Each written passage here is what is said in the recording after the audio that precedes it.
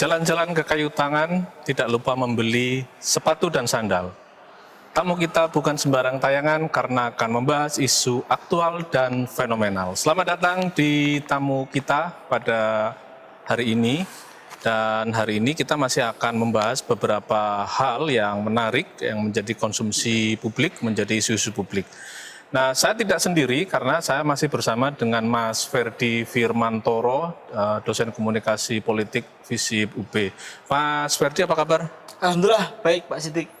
Semakin semangat karena baru selesai pesta demokrasi pilkada. Oke, jadi berarti kemarin menggunakan hak pilih ya? tentu kita menggunakan hak pilih untuk menyuarakan Tapi pilihan. menggunakan hak pilih dan digunakan? Ya, digunakan. Oke. Karena satu suara kan berharga. Terlepas tingkat partisipasi politik publik agak menurun kan gitu. Yang menurun ya, Catatannya. oke. Nah, pilkada, pilpres udah, pelantikan udah, pilkadanya udah, maka dan kita sudah di akhir tahun ya, maka biasanya orang kan membuat proyeksi-proyeksi ya biasanya ya. Resolusi. Membuat resolusi, membuat proyeksi, termasuk kayak kemarin Universitas Brawijaya juga sudah membuat proyeksi outlook kan ya, sudah membuat outlook ekonomi tahun 2025. Jadi kayaknya kita ngobrolin itu ya kayaknya. Betul, karena kita ngobrolin ekonomi kita ya. ke depan sama yang lagi viral seperti yang disampaikan Pak Sidik bahwa kenaikan potensi kemarin ya, karena ini belum secara khusus difikskan gitu ya. Kita ulas bagaimana kemarin yang cukup menggoncangkan publik, kenaikan PPN sampai tembus 12%. 12%. Nah, ini nanti apa kira-kira pertimbangan untuk bisa jalan itu yang akan dipilih oleh pemerintah misalkan Ya, nanti. intinya memang mungkin kita melihat ada beberapa yang kontradiktif ya. Di satu sisi pemerintah menginginkan ada ekonomi yang meroket, dia menginginkan pertumbuhan ekonomi bisa sampai 8%, tidak berkutat di angka 5. Tetapi di sisi lain kita melihat beberapa fenomena atau kondisi yang tidak kondusif ya untuk bisnis ya, untuk pertumbuhan ekonomi ya. Misal entah itu regulasi, entah itu kebijakan, entah itu memang situasi bisnisnya sendiri ya. Oke. Dan kayaknya ini memang harus kita tanyakan ke tamu kita kali ini. Tamu yang tentunya expert di bidang itu. Oke. Saya hadir Bapak Profesor Setio Triwahyudi. Pak, apa kabar Pak? Alhamdulillah kabar baik. Saya sebetulnya Mas Ferdi berkali-kali wawancara beliau, tetapi hanya via Zoom. Gitu loh. Ya. Saya baru bertemu itu sekarang. Sekarang ini tentu Iya, tapi menurut saya memang ada satu hal yang menarik. Saya dulu itu tertarik dengan pidato pengukuhan guru besar beliau. Ya. Karena bagi saya itu istilah baru ya, ilusi inflasi waktu itu. Jadi saya tertarik sekali ini. Wah, ini saya harus wawancara ini. Apa ini ilusi inflasi? Kenapa? Karena memang hampir setiap awal bulan kami tergabung, kami mesti diundang untuk mengikuti press release-nya dari BPS ya, baik BPS nasional maupun BPS Jatim gitu. Nah, Pak Setio, saya ingin tanya Pak, sebetulnya ekonomi kita itu sebetulnya baik-baik saja atau seperti apa sih Pak untuk saat ini Pak? Ya. Oke, sebetulnya kalau kita mengacu pada rilis berbagai media ya, bahkan lembaga-lembaga internasional seperti Bank Dunia maupun IMF pun ya, semenjak pandemi sebetulnya ekonomi kita itu sudah mulai membaik, sudah mulai membaik. Ya. Namun ya di akhir 2023 awal 2024 ya kita dihebohkan dengan kondisi geopolitik yang tidak baik-baik saja ya. Khususnya di Rusia dengan Ukraina, kemudian disambung dengan Timur Tengah, dan sampai hari ini pun belum usai ada perbaikan, tanda-tanda usai. Nah, sehingga dengan kondisi itu tentunya ini akan berdampak kepada internal ya. Dalam hal ini adalah domestik ya. Perlambatan ekonomi itu tentunya menjadi sesuatu yang tidak bisa dihindarkan, dan ini terjadi di kita.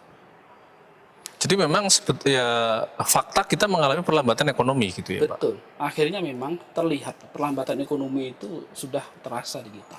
Tidak ada sumber-sumber pertumbuhan ekonomi baru, itu juga mengakibatkan kenapa ekonomi itu cenderung stabil aja.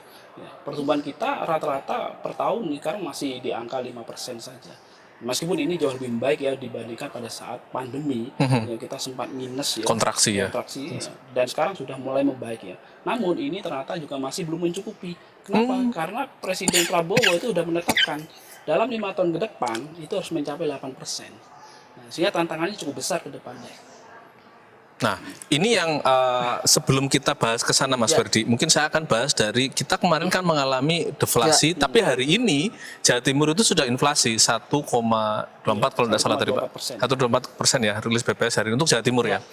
Saya yakin nasional juga sama, itu juga inflasi terjadi. Nah, sebetulnya apa sih Pak yang karena ini kan juga masih hangat ya. Kemarin kan perdebatannya cukup panjang itu. Ini deflasi nih, ini daya beli turun nih, ini sudah tanda-tanda tidak beres nih. Sebetulnya apa sih ya Pak yang terjadi dengan deflasi dan inflasi kita pada beberapa waktu kemarin itu? Ya, sebetulnya kita semua paham ya, inflasi itu kan kalau secara ekonomi itu kenaikan harga-harga barang secara jangka panjang ya. Di sisi lain, deflasi adalah kondisi kebalikannya. Ya, harga barang cenderung menurun. Nah, pertanyaannya adalah apakah inflasi dan deflasi itu sesuatu yang baik atau mana yang lebih baik bagi ekonomi? Inflasi khususnya harga yang menaik itu kalau kita belajar secara teori tentunya ini adalah sesuatu insentif ya bagi pengusaha untuk berproduksi. Nah, sementara deflasi ketika harga makin turun, nah ini harusnya menjadi disinsentif ya bagi perusahaan pelaku usaha untuk berproduksi. Tapi masalahnya adalah kita juga tidak tahu berapa sebetulnya nilai HPP dari barang yang dijual oleh pengusaha Produsen. itu. Sehingga ketika harga turun sebetulnya produsen itu masih menikmati keuntungan dari harga itu. Ya mungkin dalam jangka panjang jika ternyata terus turun ini akan berbeda dampaknya. Iya, Pak Sidik tadi kan sebenarnya Prof. Setio sudah menyampaikan ya. Tadi kata kuncinya adalah istilah pelambatan ekonomi ya. Di samping itu sebenarnya ini kan atmosfer pasca pandemi kan belum bisa menghilang sepenuhnya meskipun virusnya sudah tidak ada secara khusus itu. Tapi efeknya kan masih kerasa. efek domino dari itu kan masih bagaimana di beberapa sektor sudah banyak dilumpuhkan, termasuk yang sering menjadi persoalan adalah perang dagang kan gitu, Prof. Setio. Jadi sebenarnya tadi menyambung dari Pak Sidik, apakah kondisi ekonomi Indonesia itu baik-baik saja kan kata kuncinya tadi cukup menantang kalau dengan situasi ini. Tapi sebenarnya dengan proyeksi upaya pemerintah menaikkan pertumbuhan ekonomi dengan kondisi real seperti itu, apakah ini sesuatu yang sebenarnya cukup masuk akal?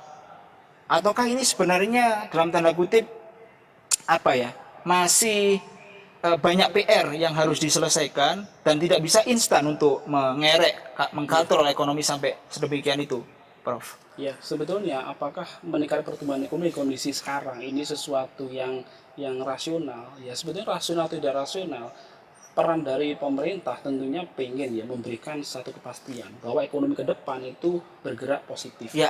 Dan salah satu bukti yang harus diberikan adalah terjadinya kenaikan pertumbuhan ekonomi. Nah, terlepas dari apakah kemudian itu menjadi rasional di sisi akademisi, itu sesuatu yang lain. Tapi masyarakat ingin melihat bahwa pemerintahan yang baru ini membawa secercah harapan. Ya. Pemerintah meyakini dengan kondisi yang ada sekarang kita masih bisa mencapai 8% dalam 5 tahun ke depan. Oke, jadi masih ada angin segar untuk membuka asa itu sebenarnya, Prof ya.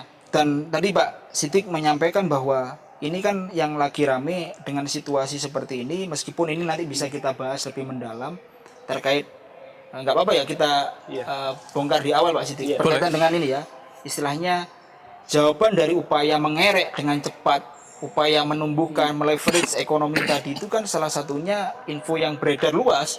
Ini perlu dikonfirmasi lebih lanjut terkait dengan kenaikan PPN sampai tembus 12%. Nah, padahal sebenarnya kan secara historis ini kan terjadi kenaikan di sebelum-sebelumnya ya, meskipun sekarang yang cukup ramai. Apakah bagaimana sebenarnya Prof terkait dengan proses itu? Jadi sebetulnya PPN itu pertama kali ditetapkan itu kan di tahun 1983, Mas. 83. Tahun 83 PPN ditetapkan sebesar 10%.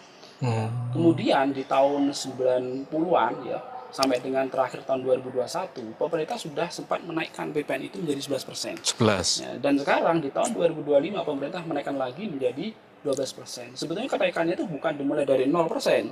Sehingga seolah orang melihat, langsung 10%, langsung 2%. Padahal ceritanya tidak. Pemerintah menaik secara bertahap dari 10 ke 11, 11 ke 12. Dalam kurun berapa lama tadi Prof? Kurang lebih 1983. 1983. Oke. Jadi kenaikannya kita bisa lihat dari 83 ke 2024 itu udah hampir 20 lebih dari 40 tahun ya. Lebih dari 40 tahun. Lebih Ya. dari 40 tahun baru naik 2% totalnya dari 10 ke 12.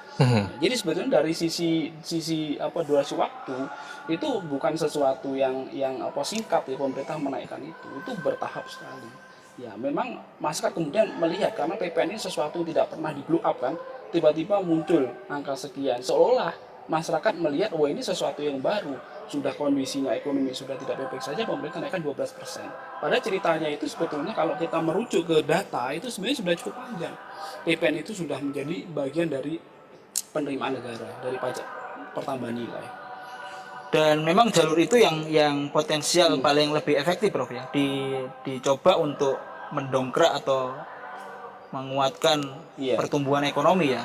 Iya, jadi memang salah satu cara paling cepat untuk mendapatkan tambahan penerimaan negara adalah ya dari Menaikkan PPN, pajak. menaikkan PPN. pajak. Dan PPN ini itu kan pajak yang dibayarkan secara langsung oleh individu pada saat dia beli makanan, Oke. pada saat dia beli minuman, dan itu langsung tercatat di faktur, ada di faktur penjual, ada di faktur pembeli juga ada, sehingga pencatatannya jadi jelas. Beda dengan pajak yang dikenakan ke penghasilan, ke pendapatan. Itu beda, itu Kan baru secara akumulatif, Prof. Cuma masalahnya apakah item ini ataupun kebijakan ini dapat mengungkit pertumbuhan ekonomi. Nah, memang Kalau menaikkan pendapatan negara, oke saya setuju. Tapi pertanyaannya apakah kebijakan ini mampu meningkatkan pertumbuhan ekonomi? Ini kan dua hal yang berbeda, gitu, Pak. ya sebetulnya kalau hanya mengandalkan dari PPN naik 1% ya, dari 11 ke 12, kemudian ini bisa mengerek pertumbuhan ekonomi, saya pikir sangat tidak mencukupi ya. Tidak mencukupi. Kenapa? Karena pajak yang dipungut pemerintah dari pendapatan kita ya, setiap bulan kita bayarkan itu yang totalnya itu mencapai ya, ratusan triliun ya, ribuan triliun, itu pun dia masih tidak mencukupi untuk membiayai pembangunan kita, sehingga PPN ini itu hanya salah satu saja. Sehingga jangan kita berpikir bahwa dengan menaikkan PPN 1% itu kemudian semua pendapatan negara itu otomatis langsung bisa diperoleh dari situ. Apalagi target APBN 2025 ya totalnya adalah 3.000 triliun. 2.400 sekian itu adalah dari sumber pendapatan pajak. Dan tentunya pajak ini salah satunya adalah ya PPN itu. Tapi dia nominalnya sangat kecil sekali sebetulnya dari kontribusi. Jadi sebetulnya juga apakah ini akan relate dengan pertumbuhan ekonomi itu masih harus diuji gitu ya? Iya. Atau masih harus dilihat ya, Iya. gitu loh. Tetapi apakah dia berkontribusi pada penerimaan negara? Iya. Namun dengan jumlah yang terbatas. Saya punya data menarik, Prof. Setio. Iya. Jadi yang tadi sudah saya tunjukkan. Jadi ada 17 sektor. 11 dari 17 sektor itu mengalami penurunan. Jadi ada pengolahan, ada penggilingan migas, batu bara, tekstil, barang galian non logam, produk kulit dan kertas, alas kaki, perdagangan kendaraan. Nah, yang sejak triwulan 2 tahun 2003 menurun itu ada semen, infokom, konstruksi, dan administrasi publik. Ini beberapa sektor yang dia mengalami penurunan.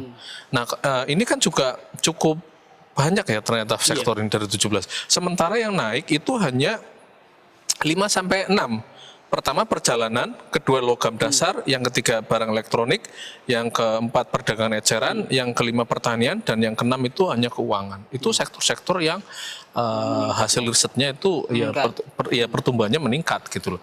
Nah, kita lihat banyak sektor itu yang menurun gitu loh. Nah, kira-kira gitu ya. Kalau kemudian kena PPN 12% gitu ya. Misalnya kayak tadi itu kan ada misalnya alas kaki lah ya, tekstil gitu. Nah, itu kan juga yang turun gitu. Kalau sudah turun terus kena pajak 12% itu kira-kira gimana ya? Ya, tentunya ya beban dari para pengusaha, pelaku usaha itu tentunya juga akan makin besar. Tapi kita tahu bahwa sebenarnya pajak itu kan kalau kita belajar secara teori, pajak itu sebenarnya kan yang membayar itu adalah ya konsumen. Kalau pajak itu kemudian dikenakan lebih awal dulu kepada pengusaha, tentunya pengusaha ini akan mentransfer pajaknya itu ke konsumen. Karena pajak pertambahan nilai itu kan pajak yang kita bayar pada saat kan konsumsi. Sehingga kalau nggak ada barang yang terjual, itu sebetulnya juga pendapatan terkait dengan pajak itu juga tidak akan optimum. Apalagi kalau daya beli turun gitu Prof ya. Apalagi daya beli turun. Ya, daya beli turun berarti masyarakat akan menunda konsumsi itu barang-barang yang notabene dia mungkin tidak lebih pokok ya. Nah, dia akan menunda mana yang prioritas, mana yang tidak prioritas. Tapi kapan itu akan dibeli? Ya tentunya ini juga tetap akan terdampak pajak yang sudah ditetapkan. Cuman waktunya saja itu kemudian yang akan digeser. Oke. Ya. Jadi kata kuncinya sebenarnya tadi kenaikan pajak PPN kalau ini sudah difikskan nantinya 12%, ini kan secara kronologis ternyata cukup panjang riwayat tadi Prof ya. Dan kenaikan tadi itu tidak secara otomatis langsung mendongkrak pertumbuhan ekonomi langsung naik signifikan, karena itu justru juga buat pembiayaan kan ujungnya kan, pembiayaan dalam rangka untuk penguatan sektor-sektor barangkali yang strategis dalam rangka untuk mengerek atau mendongkrak aspek ekonomi yang lain kan gitu Prof. Iya. Nah, dan artinya sebenarnya tidak kemudian setelah naik ini otomatis semua pertumbuhan ekonomi langsung besar kan gitu Prof ya. Tapi ini hanya salah satu instrumen. Jadi kata kuncinya itu kan Prof. Nah, tapi tunggu dulu. Saya masih ingin berkutat ke sektor-sektor itu tadi. Jadi kalau misalnya kita ingin ekonominya tumbuh, bayangan saya itu kan sektor-sektor ini harus digenjot lah ya. Kalau iklimnya kurang bagus ya dibuat iklimnya jadi bagus. Kalau misalnya mungkin perlu insentif atau apa gitu loh. Karena memang beberapa sektor ini kan termasuk primadona pendapatan ya, misalnya kayak batu bara itu kan primadona pendapatan kita gitu loh. Primadona pendapatan, terus industri pengolahan, terus tekstil ya, kita lihat kemarin ada Sritek Efek dan sebagainya gitu loh. Nah, itu kan hal yang kayaknya harus kita ulik gitu loh. Jadi kalau misalnya ini harus tumbuh, berarti sektor-sektor ini kan harus sehat ya, harus betul-betul sehat, harus betul-betul bisa bergerak gitu loh. Dan faktanya kan memang beberapa sektor ini masih belum bergerak gitu loh, masih belum bergerak. Bahkan mungkin ya ada konstruksi ya, misalnya kayak sektor tekstil dan sebagainya gitu loh. Nah, Mas Ferdi dan Prof Setio, kita akan bahas itu nanti di segmen 2. Teman-teman pemirsa, tamu kita akan rehat sejenak dan kita akan kembali lagi setelah tayangan berikut ini. Tetap di tamu kita.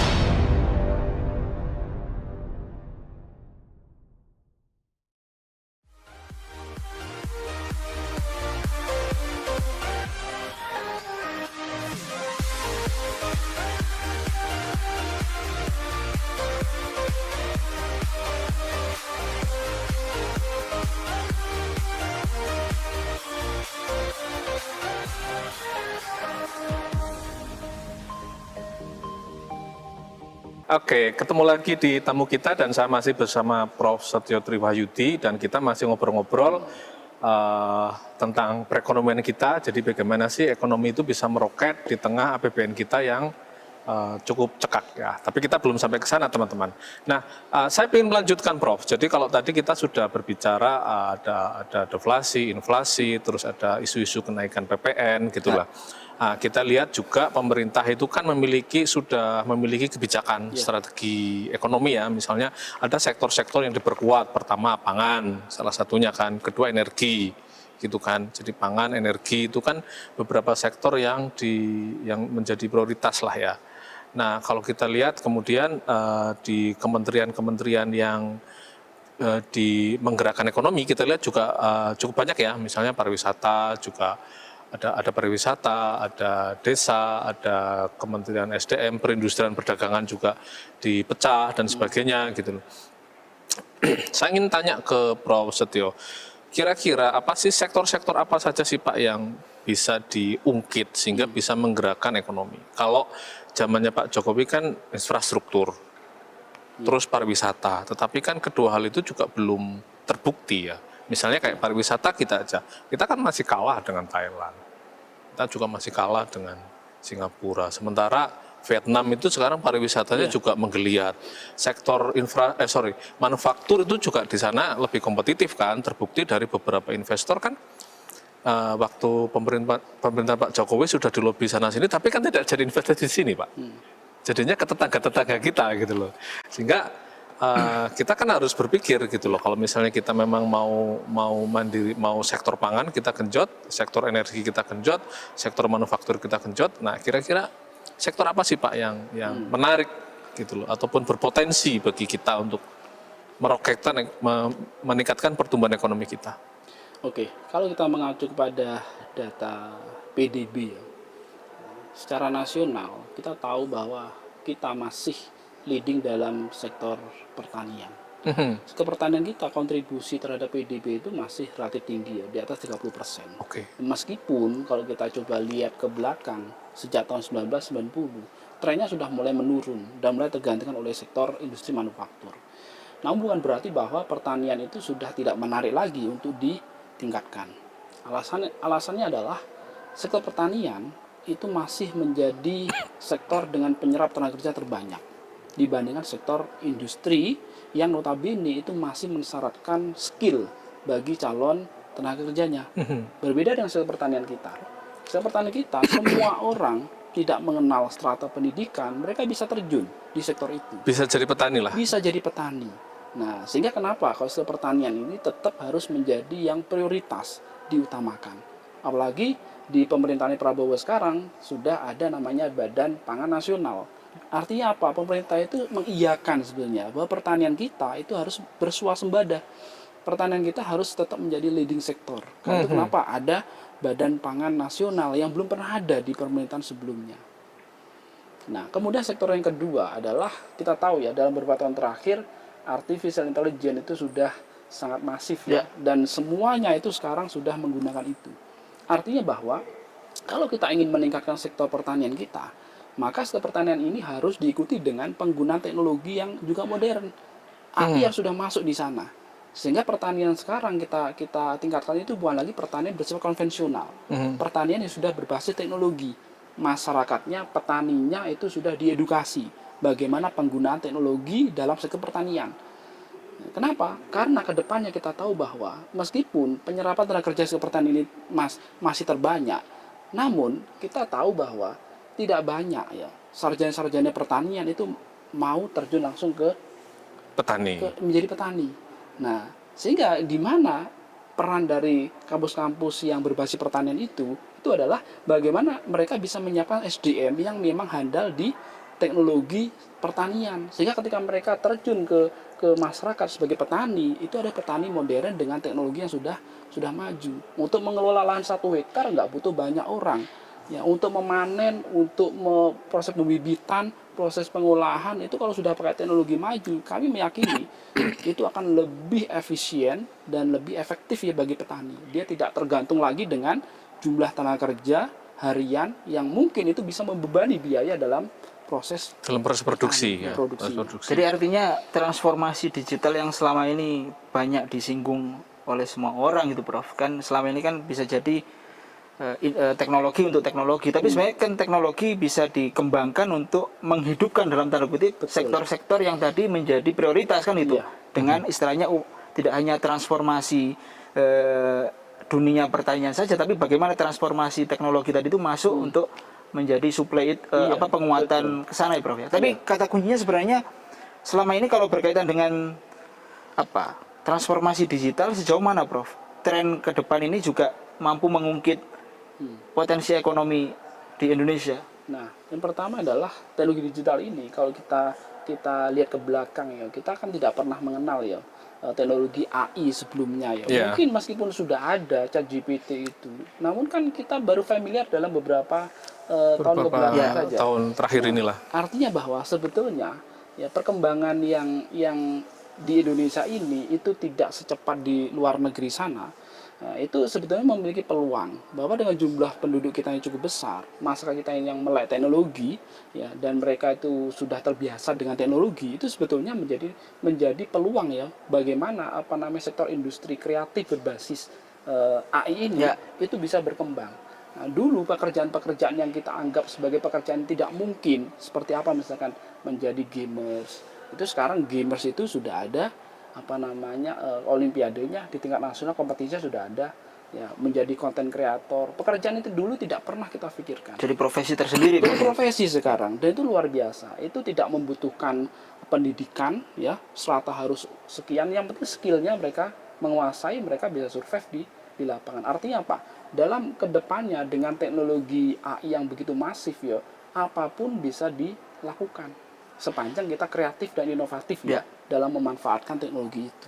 Ya, jadi kata kuncinya Pak Sidik, teknologi tadi itu masyarakat di Indonesia tidak cukup hanya sebagai user, kan itu Prof ya, tapi harus terkonversi untuk menumbuhkan ekonomi, mengerek kekuatan masyarakat dalam menaikkan pendapatan dan seterusnya itu. Prof. Tapi saya tertarik tadi itu dengan penjelasan Prof Setio yang mengatakan bahwa pertanian itu harus dikawinkan dengan teknologi. Karena kemarin waktu pekan lalu kita diskusi dengan Prof Maku Purnomo, itu kan juga menyampaikan hal yang sama gitu loh. Jadi istilahnya pertanian yang terkorporasi lah, korporatisasi pertanian korporatisasi sektor pertanian. Dan juga bagaimana swasta ini didorong untuk berperan di sektor pertanian. Jadi kan kemarin kan ada pertanian tradisional, ada swasta, baru kemudian yang program pemerintah kan melalui BUMN atau apa, food estate dan sebagainya. Nah, saya ingin balik lagi ke situ. Kalau misalnya pertanian itu diyakini sebagai salah satu sektor yang masih menjanjikan untuk meningkatkan ekonomi, nah kira-kira kita kan kemarin diskusinya dengan Prof Mangku itu kan arrangernya ini siapa gitu loh, karena kan terkadang kita itu implementasinya yang susah. Jadi semua sekarang itu kan kayak ngurusi pertanian gitu loh. Ada Kementerian Pertanian, ada Bappenas, di Pemda juga ada, di desa juga ada. Nah sementara mereka nginduknya ke Kementerian Dalam Negeri, ada Kementerian Desa, ada apa? Nah, kita kan kemarin diskusinya pekan lalu itu pertanyaannya siapa yang mau jadi arrangernya Pak gitu loh. Nah karena kan kita melihat bahwa polanya tidak efisien gitu loh, tidak efisien. Mohon maaf misalnya kayak sekarang ketahanan pangan, terus kemudian digandenglah TNI Polri juga ikut gitu kan ya.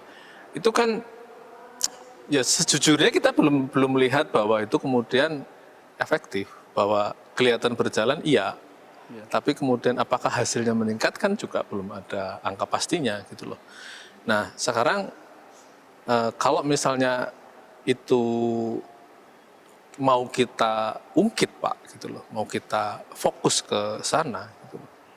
Kira-kira kebijakan apa yang harus dilakukan oleh pemerintah sehingga pertanian kita bisa efisien? Karena teknologi itu kan efisien kan sebetulnya.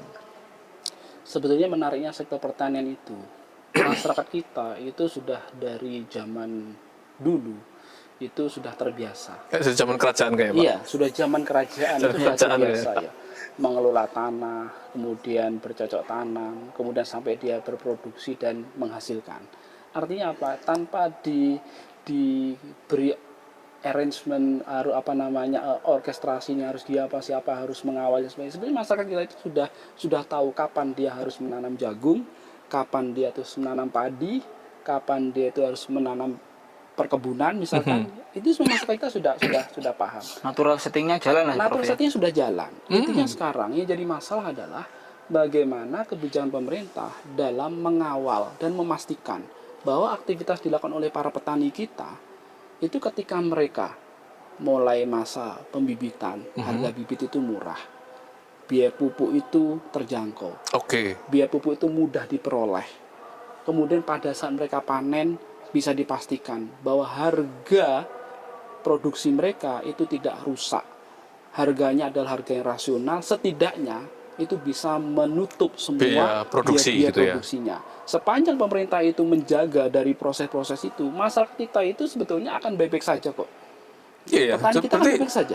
Jadi sebetulnya tidak membutuhkan insentif yang berlebihan ya. Cukup bagaimana pemerintah itu menjaga situasi ketika petani itu butuh bibit-bibitnya ya ada, ketika butuh pupuk ya pupuknya ada, tidak ribet. Kalau harus beli enggak apa-apa beli, tetapi yang penting barangnya ada. Barangnya ada. Kadang kan mau beli barangnya enggak ada gitu loh.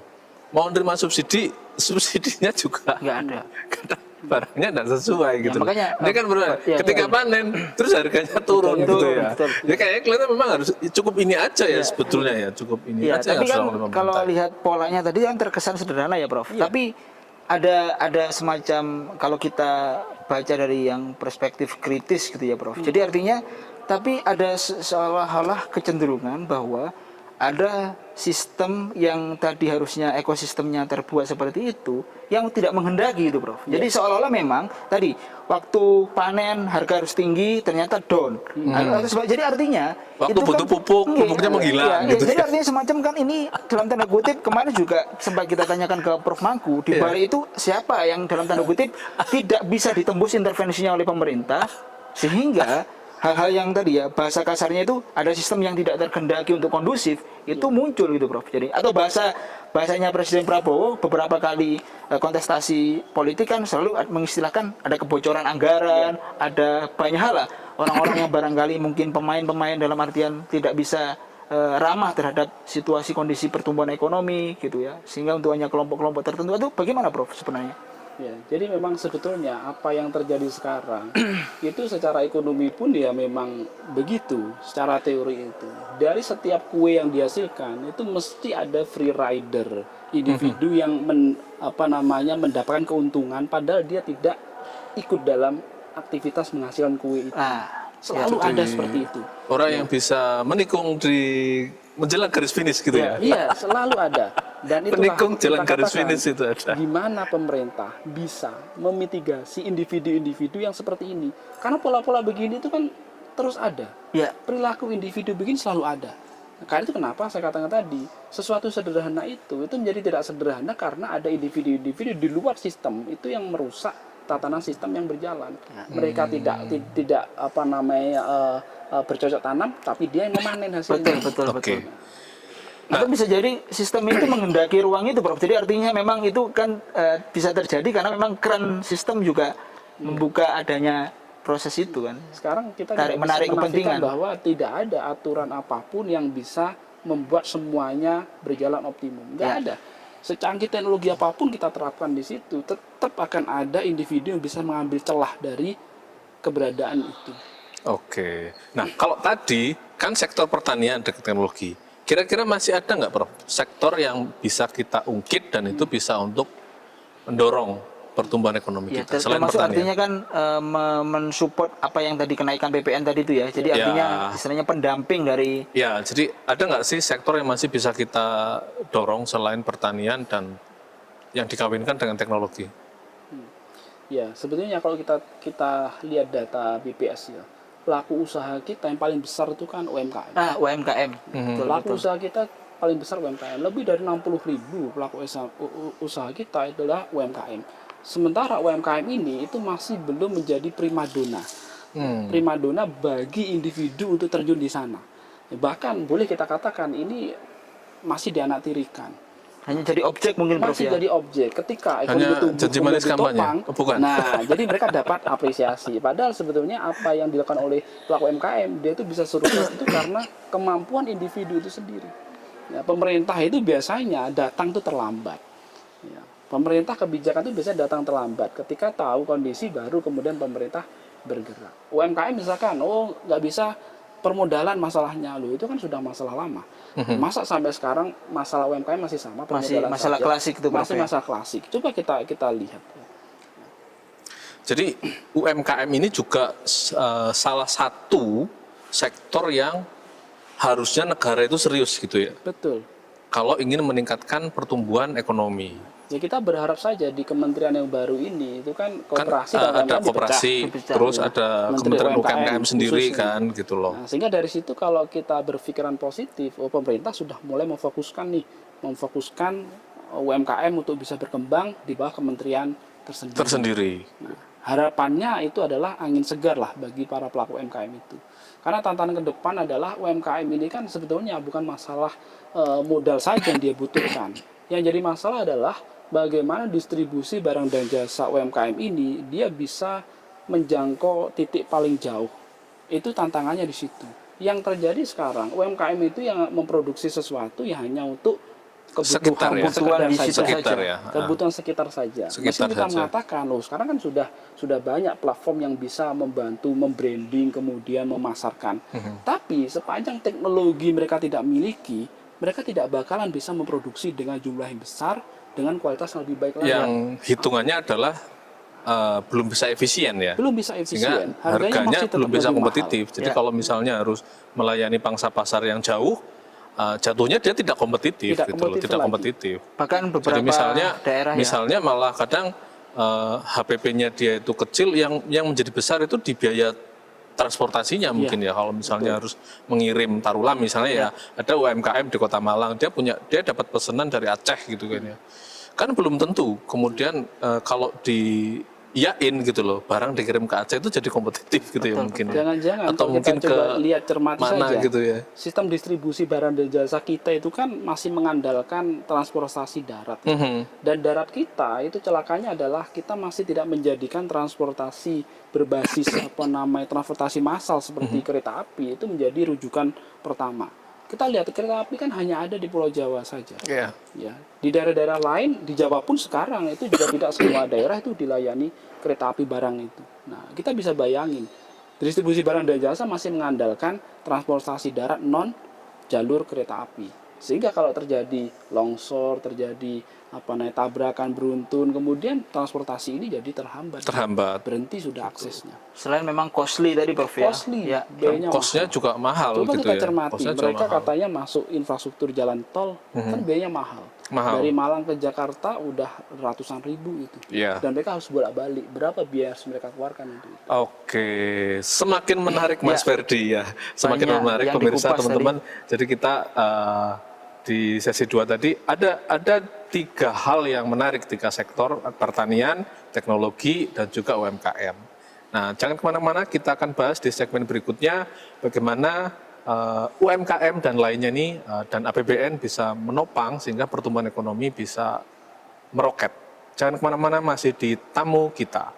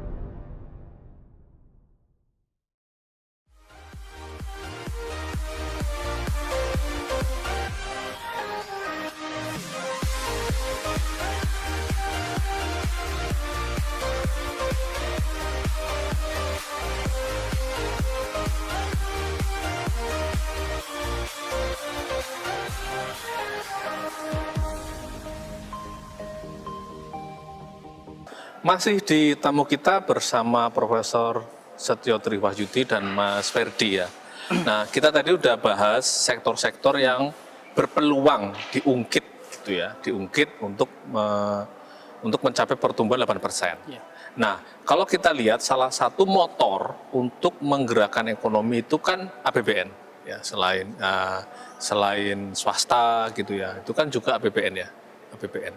Nah, Prof, kalau kita lihat, saya punya data yang cukup menarik. Ini ada 10, saya ambil dari Tempo, itu adalah 10 lembaga yang 10 daftar kementerian yang mempunyai APBN 2025 teratas ya. Kita lihat, jadi di sini direncanakan APBN kita itu kan 1.160,1 triliun ya. Ini artikel 2 November 2024. Nah, kita lihat 10 teratas. Kemenhan itu pertama, kepolisian yang kedua, Kementerian PUPR 116 triliun, 22, Kemenkes 105,6 triliun, Kemendikbudristek 93,6 triliun, Kemensos 79 triliun, Kemenak 79,16 triliun, Badan Gizi Nasional 71 triliun. Nah, ini kan juga barang baru ya, Badan Gizi ini ya. Kementerian Keuangan 53,2 triliun, Kemenhub 31,46 triliun. Ya. Iya. Jujur aja dari artikel ini kan kita tidak melihat Kementerian Pertanian 10 besar. Iya. Termasuk yang Kementerian dibahas tadi UMKM ya. itu ataupun koperasi, kalau toh digabung kayaknya juga tidak masuk 10 besar ya. Tetap dua anggaran itu 10 besar. Apa yang bisa kita baca dari sini kalau misalnya kita berharap bahwa APBN memiliki kontribusi untuk menaikkan pertumbuhan ekonomi kita? Oke, jadi kalau kita mengacu pada data alokasi anggaran per kementerian tadi, itu kita lihat memang 3-4 besarnya itu memang masih fokus ke infrastruktur. Ya. Kemhan yang terbanyak itu tentunya ini mesti lebih banyak ke infrastruktur. Atau yang kedua adalah ya belanja pegawai. Ya. Artinya bahwa sebetulnya ya dari apa yang kita bahas sebelumnya, saya sepertinya juga sepakat ya bahwa kebijakan pemerintah terkait dengan meningkatkan pertumbuhan ekonomi melalui sektor-sektor prioritas seperti pertanian sepertinya terjadi ketidakkonsistenan. Ya kan? Di sisi lain pemerintah masih memprioritaskan alutsista ini harus diperbaiki. Jumlah TNI Polri itu yang besar itu harus dinaikkan kesejahteraannya. Kita masih berkutat di hal-hal yang sama seperti itu saja. Nah, sementara kalau kita lihat Kementerian Pendidikan misalkan, di situ tadi 93 triliun. Dan itu pun hanya nomor kesekian kan. Padahal kita tahu bahwa pendidikan itu harusnya menjadi prioritas, kan ini adalah fasilitas publik. Pemerintah harus menyediakan. Mendikbud nomor 5. Nomor 5, ya, hanya dengan 93 triliun. Peningkatan SDM ya Prof. Peningkatan SDM. Namun, kita juga tidak bisa meyakini juga apakah dengan angka 93 triliun semua juga termanfaatkan untuk SDM. Jangan-jangan itu juga infrastruktur lagi. Meskipun infrastrukturnya dalam bidang pendidikan. Bidang pendidikan juga. Kenapa? Karena infrastruktur pendidikan itu juga akan dikenakan di bagian di pendanaan di situ juga. Perbaikan sekolah juga. Kan nggak mungkin Kementerian PUPR dia menanggung semuanya. Nggak mungkin. Beberapa iya. Tetapi kan tidak semua sekolah rusak itu mesti menjadi ranahnya PUPR. Nah, artinya bahwa alokasi yang 93 triliun ini itu juga nanti alokasi terbesar untuk SDM-nya pun saya meyakini itu juga tidak akan lebih banyak dibandingkan alokasi untuk infrastruktur, untuk belanja pegawai juga. Kita tahu bahwa pegawai kementerian ini, pendidikan juga jumlahnya luar biasa. Ya.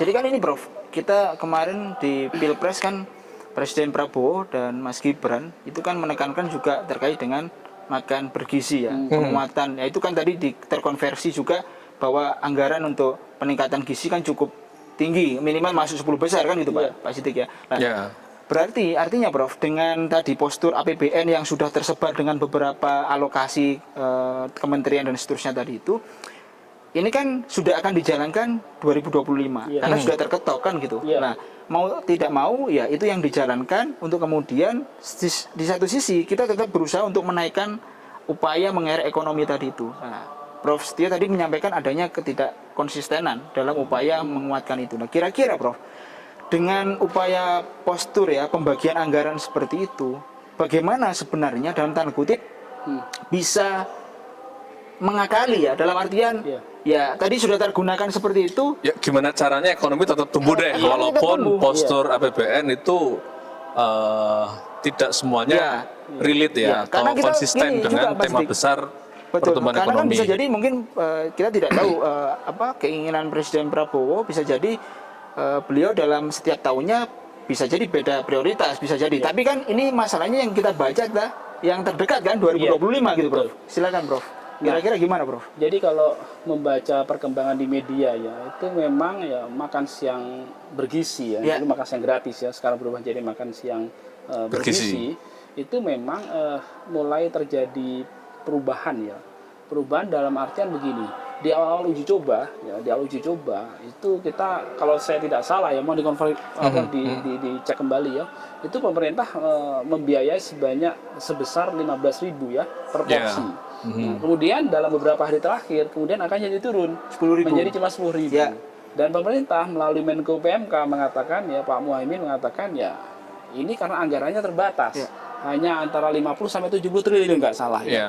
Dan anggaran ini hampir sama ya dengan anggarannya Kementerian Pendidikan 93. Ya, nanti kalau ditambah ke arah itu nanti makan siang bergizi ini juga akan sama dengan anggaran Kementerian Pendidikan yang hampir 93. Nah, kita melihat bahwa kenapa kok ada perubahan pembiayaan seperti itu. Sebetulnya kami sebagai akademisi melihat, nah ini menunjukkan bahwa sebetulnya anggaran pemerintah itu sebetulnya memang sangat terbatas.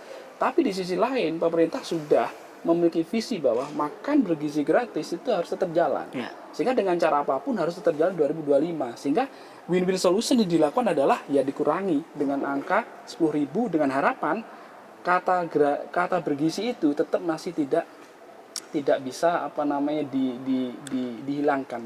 Tetap bergizi namun dengan angka yang mungkin cuma 10.000. 10.000. Nah, kita tahu bahwa di Kota Malang 10.000 dengan di Kota Jakarta 10.000 itu harusnya kan sangat tidak sama.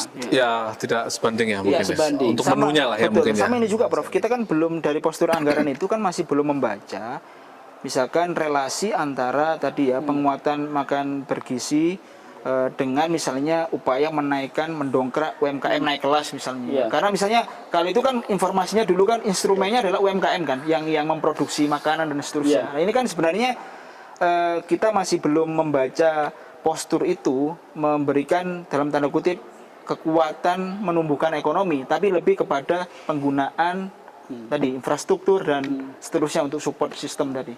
Kalau saya berpikiran positif ya, artinya gini, kalau pemerintah memang menjadikan makan bergizi gratis ini itu menjadi program prioritas, dan tentunya ini kan membutuhkan sumber daya yang besar ya, tidak hanya dari sisi kebijakan saja yang kuat, namun juga implementasi di lapangan siapa penyedia dari makan siang bergizi ini. Kalau itu memang betul penyedianya adalah pelaku UMKM di wilayah di mana sekolah itu berada, kami bisa meyakini berapa banyak pelaku UMKM yang akan diuntungkan dari aktivitas program makan siang bergizi ini. Khususnya apa? Penyedia untuk catering. Itu luar biasa. Setiap hari berapa ribu di wilayah satu kabupaten saja.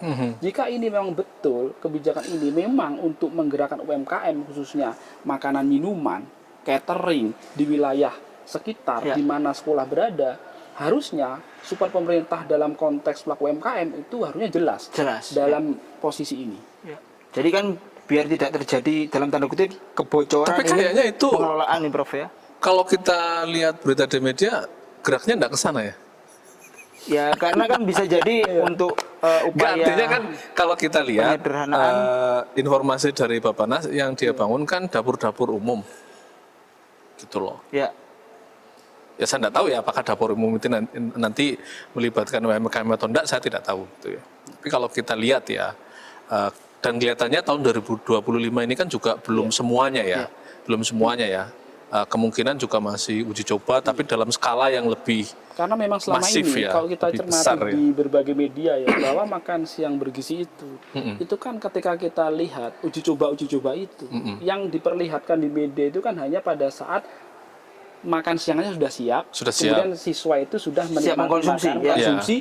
Oh ini bergizi memang. Tapi kita tidak tahu proses siapa yang menyediakan, prosesnya gimana. Memang tidak pernah dibuka ke media. Sehingga kalau kemudian Mas Sidik mengatakan begitu, ya mungkin juga. Namun kami meyakini harusnya pemerintah punya visi besar ya dalam mensukseskan makan bergizi gratis ini dengan melibatkan pelaku UMKM. Artinya misi besar ini harus tetap sejalan dengan misi yang lebih besar, yaitu menaikkan pertumbuhan ekonomi ya, menggerakkan ekonomi lah ya. Jawaban Prof. Setio sebenarnya terkait dengan penguatan sektor pertanian, UMKM itu kan sebenarnya menjadi jawaban ketika tadi program-program tadi itu jalan kan membutuhkan juga pertanian dan juga UMKM tadi. Kan bagaimana misalkan nasi, beras dan seterusnya kebutuhan itu kan sayurnya, kebutuhan berasnya, telurnya gitu loh. Itu kan hal-hal yang konteksnya sangat erat dengan dunia pertanian kan sebetulnya. Poinnya kan sepertinya perlu intervensi khusus dari pemerintah untuk mengawal program ini agar pengelola-pengelola di bawah itu yang berhak dalam artian UMKM itu betul-betul bisa merasakan penaikan ekonomi tadi itu, Prof. Kan kalau tidak kan ujungnya ya ini kan yang menyediakan bisa jadi tetap orang-orang besar dalam tanda kutip Yang penting makanannya tersaji. Iya. Nah, Jadi- memang perlu pengawasan bersama ini. Oke, ya betul itu. Iya. Jadi kalau kita balik lagi, berarti APBN ini tetap memiliki peran, walaupun kalau tadi kita berbicara pertanian UMKM, kementeriannya tidak masuk 10 besar, berarti ya kita berharap pemerintah itu ada terobosan-terobosan ya mungkin ya. Kita berharap pemerintah itu memiliki terobosan dalam mengelola APBN-nya gitu, dalam mengelola APBN-nya. Ya, atau Kayaknya kita mungkin berharap seperti itu ya. betul. Atau sebenarnya selama ini bagaimana Prof? Sebenarnya kan oke, memang kata kunci untuk pembiayaan semua, penguatan semua adalah APBN. Tapi selama ini sebenarnya dari pemerintahan sebelumnya atau mungkin Prof Setio melihat ke depan potensi sumber alternatif ya Prof. Jadi artinya bisa jadi semua itu tidak harus dibebankan ke APBN tapi ada upaya ke sana. Apakah langkah-langkah itu sudah ada gitu Prof dengan banyak kekuatan lain untuk membantu ya mendampingi APBN tadi itu. Jadi sebetulnya pelaku ekonomi itu kan tidak hanya pemerintah ya. Pelaku ekonomi itu ada sektor publik dan juga ada sektor swasta. Nah, kalau semua aktivitas program-program pemerintah semua disupport dari dana-dana pemerintah, justru ini akan mematikan sektor swasta. Nah, dalam ekonomi kita mengenal namanya crowding out effects ya. Jadi kalau pemerintah terlalu mengambil peran dari government spendingnya, ya, semua dibiayai oleh dana-dana pemerintah, maka sektor swasta ini malah justru sebaliknya dia tidak bisa hidup ya dari aktivitas itu. Misalkan pemerintah punya proyek dalam artian tadi makan bergizi gratis. Ya, semua kebutuhan dari pangan, kebutuhan dari catering, semua yang menyediakan adalah pemerintah misalkan. Ya, artinya apa? Ya Bulog yang diandalkan, kemudian sektor industri besar yang dipakai. Nah, BUMN lah mungkin BUMN pangan gitu ya. Dapat porsi misalkan. Justru ini dalam ke depan tidak bagus. Dari sisi APBN itu juga akan semakin besar, sementara sektor swasta tidak bisa masuk di sana. Nah, sehingga ke depannya memang harus ada pembagian porsi. Mana ranahnya pemerintah, BUMN dalam hal ini, mana ranah sektor swasta yang harus berkontribusi. Sektor pendidikan misalkan, kalau pemerintah tidak bisa menyediakan fase pendidikan yang terbaik misalkan ya, padahal ada swasta yang berani membangun fasilitas itu, ya berarti pemerintah perlu berkolaborasi dengan sektor swasta ini. Bagaimana pendidikan itu bisa meningkat tanpa membebani peserta didik. Ya. Jangan sampai, sekolah swasta masih mahal. Kalau seperti itu nggak ada bedanya dong dengan apa yang ada sekarang. Pemerintah harusnya sekarang harus berani berkolaborasi seperti itu. Swasta kasih porsi namun ada kebijakan yang jelas. Ya. Jadi sangat menarik Pak Sidik. Jadi kata kuncinya tadi postur APBN yang sudah terbagi karena tadi sudah menjadi bagian dari keputusan oleh pemerintah, tapi tetap paling tidak kita memang tahun 2025 kita mungkin belum bisa berharap besar ya, karena penetapan itu kan juga sebelum pemerintahan baru ada gitu kan. Walaupun waktu itu sudah dipakai model-model transisi senyap itu kan dengan adanya wamen-wamen yang merupakan figur-figur dari presiden terpilih kan waktu itu kan gitu. Tetapi ya memang mungkin belum bisa maksimal ya. Jadi kan persoalan-persoalan klasik tadi masih mewarnai alokasi besar APBN tadi itu. Jadi kita boleh punya harapan, tetapi kayaknya harus kita kawal bersama bagaimana pertumbuhan ekonomi itu paling tidak tahun 2025 itu kita bisa keluar dari angka 5 lah kayak mungkin ya. Kalau 8 dalam 5 tahun mungkin iya. Dalam 1 tahun is impossible. 2025 ya kita berharap bisa keluar lah dari angka 5 ya. Karena itu kan juga angka psikologis yang 10 tahun Pak Jokowi juga belum bisa keluar kan dari angka 5 itu kan gitu. Termasuk tadi Prof Setio, mungkin kita kalau lihat beberapa kementerian tadi kan ada yang banyak yang dipisah ya untuk refocusing atau memfokuskan pada kebijakan-kebijakan yang lebih ideal. Tapi kalau Prof Setio sendiri ya melihat dari kacamata selain postur APBN kan juga postur pengelolanya. Ini apa optimisme yang bisa dilihat masyarakat? Apakah dengan banyaknya kementerian dan pembagian tadi itu bisa ekonominya bisa lebih detail, atau sebenarnya kita masih banyak hal yang perlu didiskusikan lebih lanjut? Ya, sebetulnya kalau kita lihat dari job desk ya, dengan spesifikasi yang semakin spesifik sekarang, harusnya aktivitas untuk mencapai goal itu harusnya lebih baik ya. Yang pertama itu. Namun dari sisi yang kedua, anggaran tentunya semakin banyak kementerian yang dibuat, maka anggaran tentunya semakin besar. Nah, sehingga selalu ada ya sisi positif sama negatifnya. Fokus terkait dengan aktivitas itu bisa menjadi lebih baik karena dia bisa fokus Menteri Koperasi dan UMKM. Dulu dia satu kementerian, dia ngurusin koperasi, ngurusin UMKM, sekarang dipecah.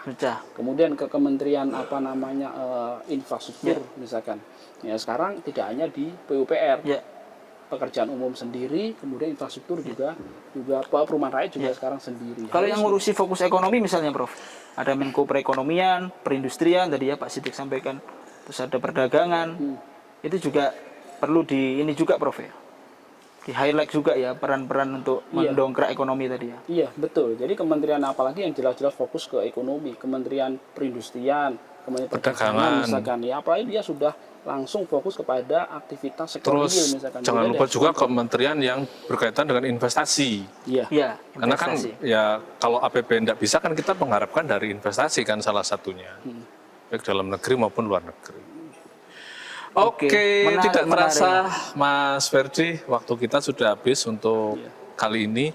Banyak hal bisa kita ulas dan kita berharap bahwa kita masih optimis bahwa pertumbuhan ekonomi kita bisa meroket walaupun dengan kondisi postur APBN yang memang masih belum ideal ya untuk saat ini. Dan memang dibutuhkan komitmen untuk mengawal bersama semua elemen masyarakat sehingga antara kebijakan dan implementasinya bisa sejalan dan semuanya itu adalah mendukung upaya pertumbuhan ekonomi. Terima kasih Pak Setio atas kehadirannya di tamu kita dan Mas Ferdi.